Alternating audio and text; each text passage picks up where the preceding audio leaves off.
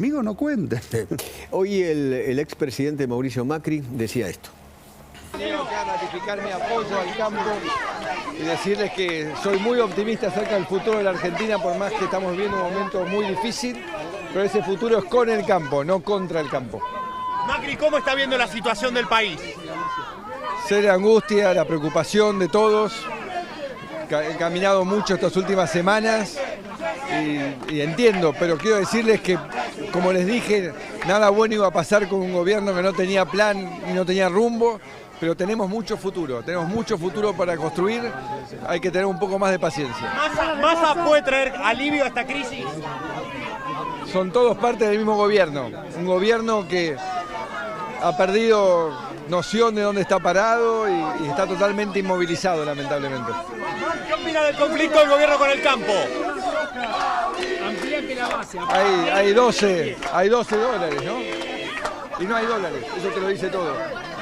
Gracias, ¿Coincide con lo que dijo el expresidente? Totalmente, por supuesto. Un gobierno que no tiene rumbo, que está inmovilizado, que hay 12 tipos de cambio y que no hay dólares en la Argentina. O sea que, como se sabía, aparte, a ver, la primera prueba que tuvimos fue que no se formó el contrato social. Cuando el presidente era candidato y prometió todo lo que prometió y dijo lo que dijo exactamente lo contrario, hizo exactamente lo contrario. O sea, mintió en la campaña. Entonces, esa fue la primera prueba lamentable de que lo que iba a venir no iba a ser bueno. Y lamentablemente durante todo este tiempo se comprobó que vivimos inmersos, o el gobierno estuvo inmerso en una interna.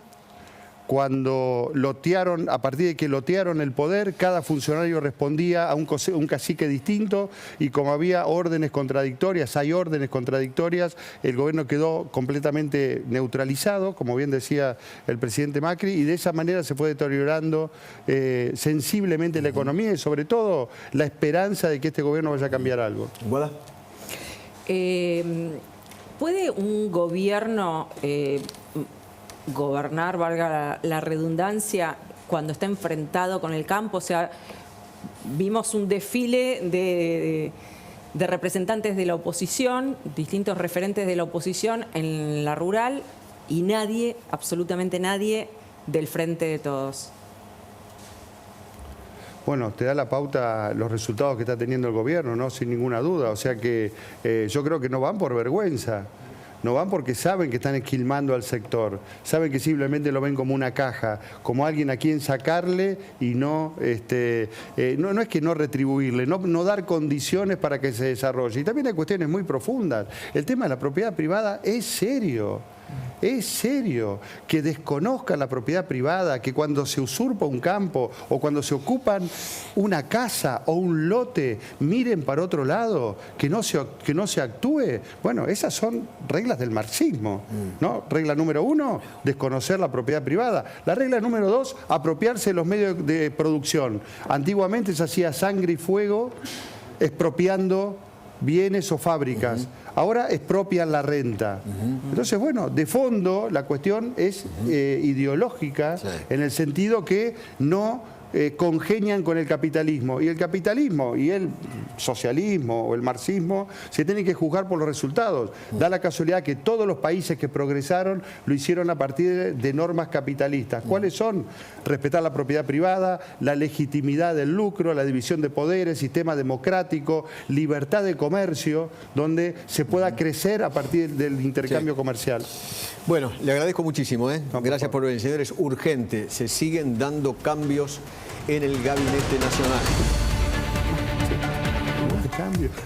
Comunicado de Presidencia de la República dice lo siguiente: el presidente Alberto Fernández designó a Silvina Batakis como presidente del Banco Nación. El presidente reconoce y agradece el compromiso que demostró al sumarse al gabinete.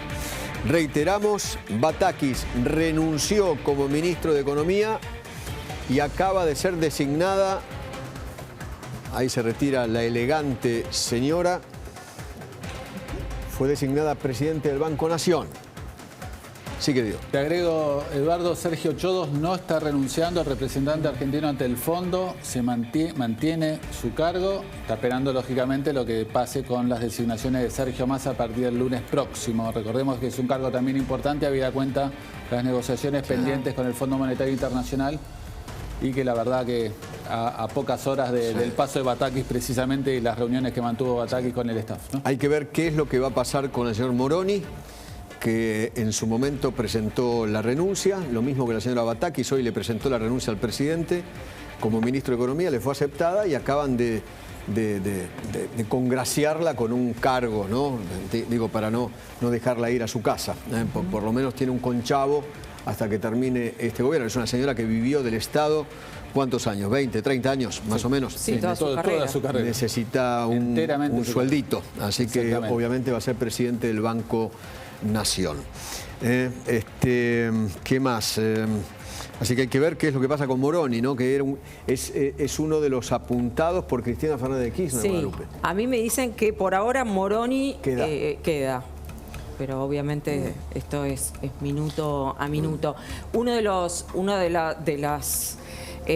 factores que marcó el final de Batakis, además de la coyuntura obviamente económica y financiera, tiene que ver con su pobre desempeño ante los organismos internacionales. Claro. Que hubo mucha resistencia frente a esto, lo conté hace un par de días y mucha resistencia porque mucha gente dice, no, pero ¿cómo? Sí, los comunicados oficiales de los organismos multilaterales del crédito dicen que no, que fue una reunión productiva. Es lo que dicen siempre, esa es la versión oficial, pero cuando uno hablaba con fuentes directas del Banco Mundial, del Fondo Monetario Internacional, del BID, también lo que decían era que la imagen que había dejado Batakis era pobrísima, no solo en los organismos internacionales, sino también frente a los inversores, ¿no? Sí, en Estados Unidos, los inversores privados. Lo que dicen es que tiene una pobreza técnica mayúscula. Y el equipo lo mismo, dijiste. Y el equipo que llevó lo mismo. Y el equipo lo mismo, ¿no? Que es un equipo para una intendencia chiquita de algún lugar de la República Argentina. Recordemos que la señora Batakis, después de terminar las reuniones en Estados Unidos, ¿qué fue lo que dijo?